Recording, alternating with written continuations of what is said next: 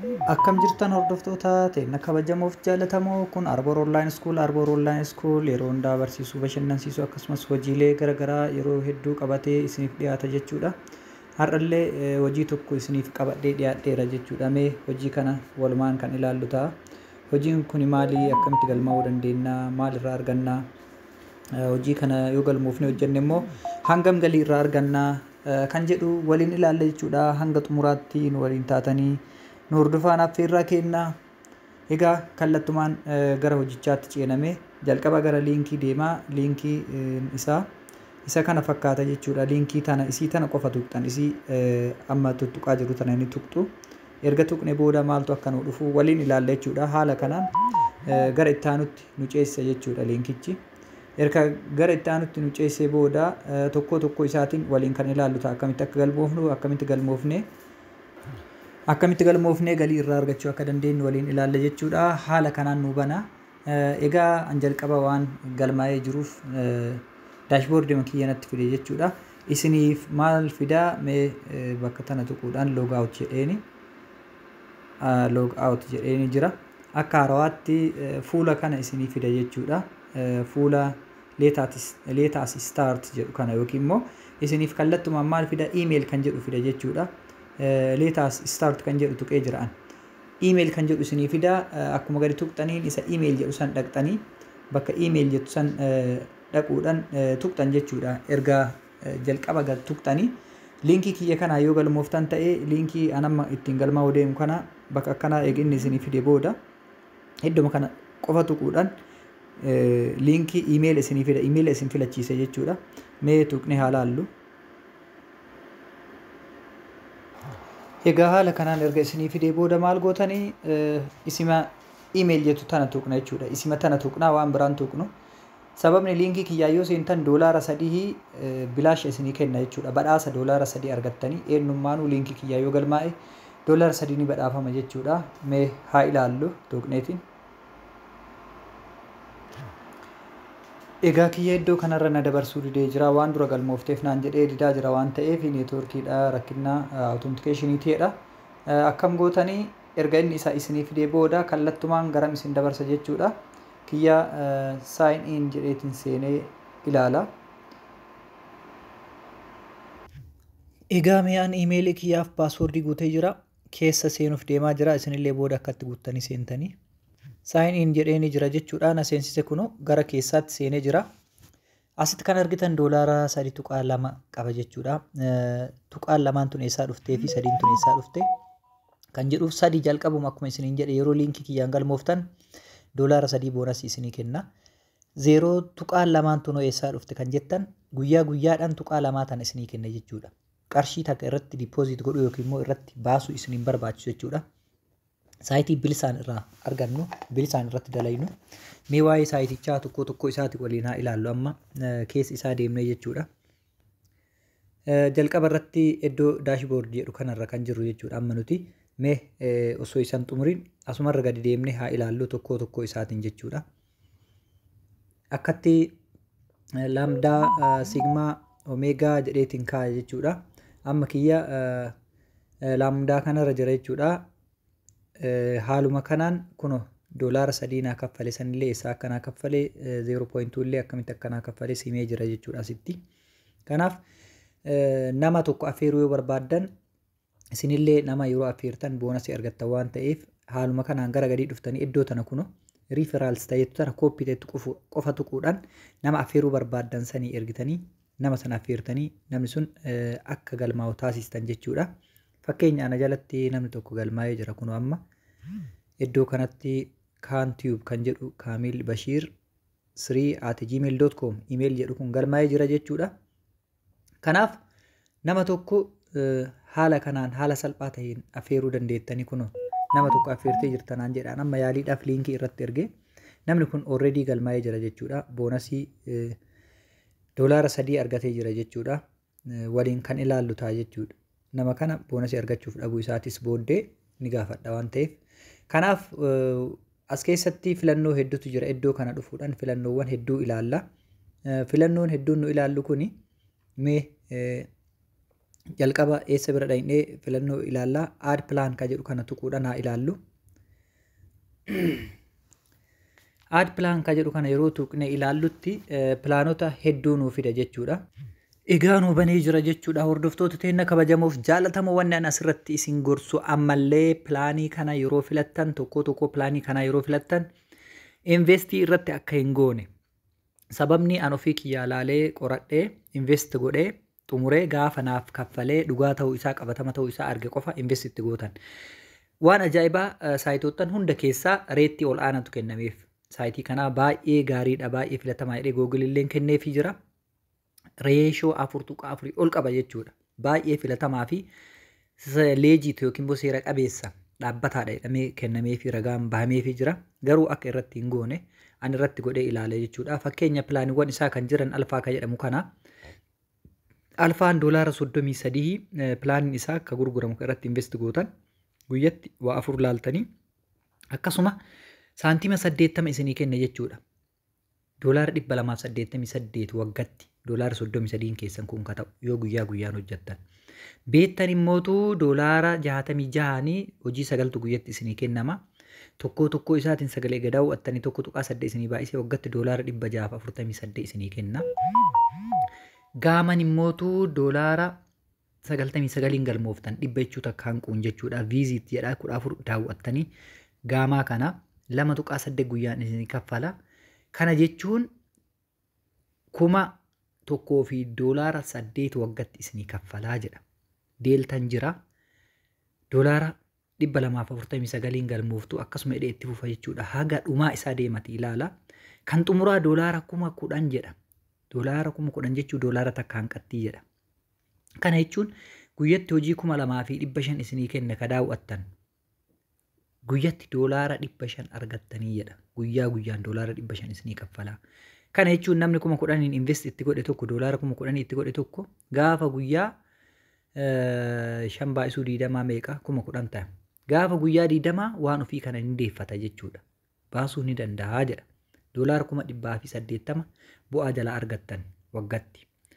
Kanaaf iddoo customer service yookiin immoo tajaajila tajaajilamtoota maamiltoota asitti argachuu dandeettanii WhatsAppii isaanii kana tuqxanii seentanii isaanillee gaafachuu dubbisuu dandeessu. Anka isinitti agarsiisaa jiru desktop saayitiin osoo hin ta'in mobile saayitiin jechuudha. Amma kan isinitti agarsiisu warroonni mobile Android fayyadamtan warroonni desktop fayyadamtan immoo akkamitti akka fayyadamtanillee haaluma kanaan wal fakkaataadha. Isinitti agarsiisa jechuudha. Kanaaf BPC beta click and earnedha. Kana fakkaata. Biyyoottan inni irratti dalagu akkasuma afaanota inni irratti dalagu tokko isaatiin asirra nuu kaa'ee jira jechuudha. Afaan kanneen hundaanuu hin dalaganii. Mallaqa inni fayyadamu mootu kuno mallaqni isaan fayyadamti RY NST Ruby Mali kan Canada dollars TBHP HP Euro USD dollar kanneen qaban jechuudha. Mee amma gara dashboardii keenyaa haa deebinu. Dashboardii bira yeroo dhufu asitti maal jedhaa dashboardii tuqee haa ilaallu. $3.2 kan dura jedhu kiyya suni $3.2 sun eessaa dhufte? Kanaaf hordoftoota teenya kabajamoof jaalatamoo $3.2 tun akkamitti akka dhufte isin hima. Anillee liinkii namaatiin affeeramee galmaa'e waan ta'eef $3 na badhaase.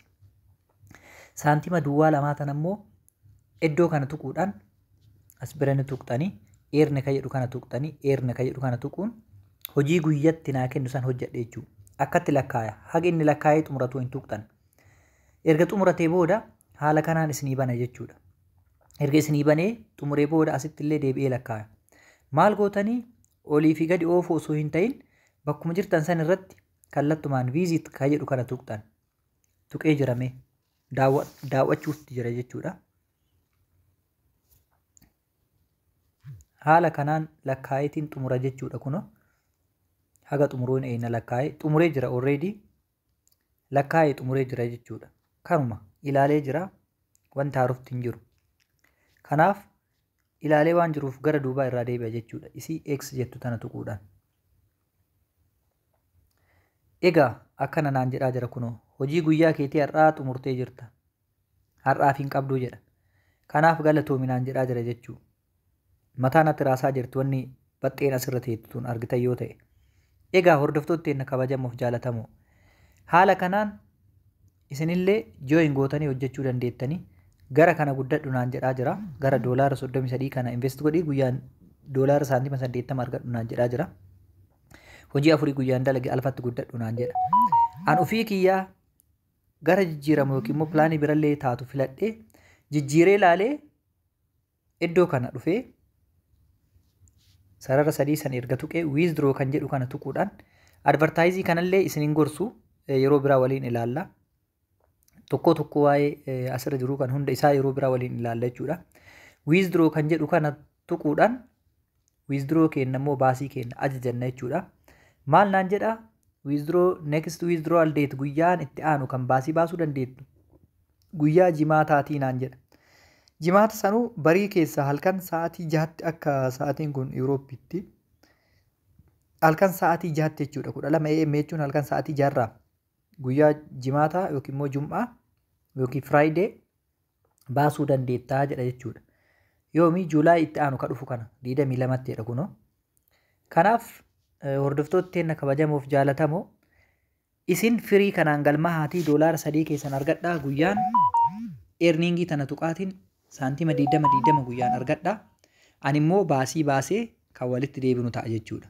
Hanga ani baasii baasee qabatama ta'uu isaa argee hojjadhaa jedhutti namni tokko hin hojjatinaa. Namni lakkiin hojjadha jettanii itti seentan ofii keessanii yoo isin baase suni karaa keessanii eegaluu dandeessu jechuudha. Isin hin daangessu, isin hin ittisu.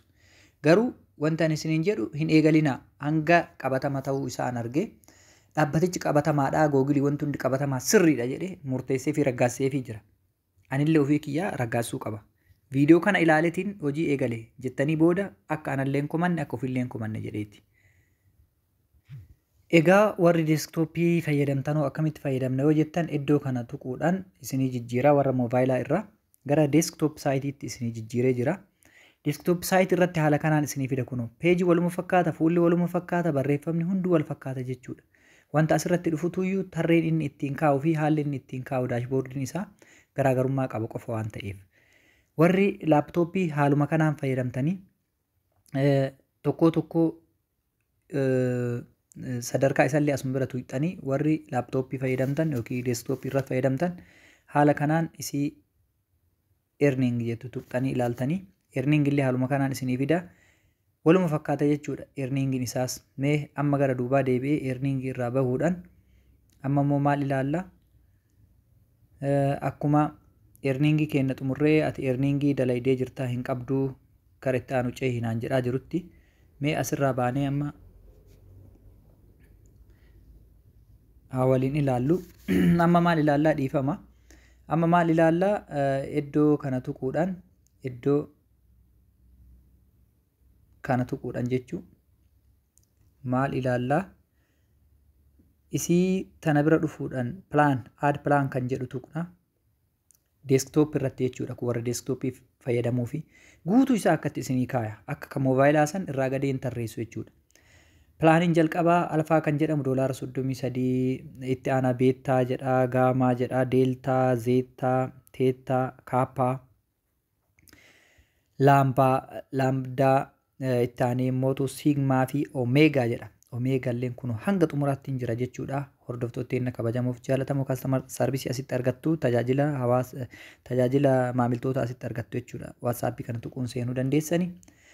Viidiyoon har'aaf isinii qabadhee dhiyaadhe kana fakkaata jechuudha. Hundi keessanuu haala kanaan seentanii galmooftanii haala salphaa taheen appilikeeshina isaas qaba. An appilikeeshinaallee fayyadama waan ta'eef appilikeeshina isaa immoo kan waliin ilaallu ta'a.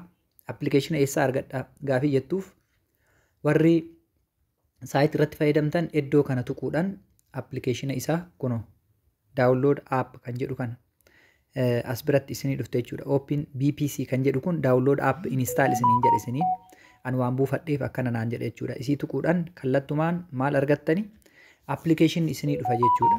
Appilikeeshinni an amma asitti fayyadamaa jiru kun inni kun jechuudha. Kun appilikeeshina kana mee gara appilikeeshinootaa seennee haa ilaallu eessa bira jira laata.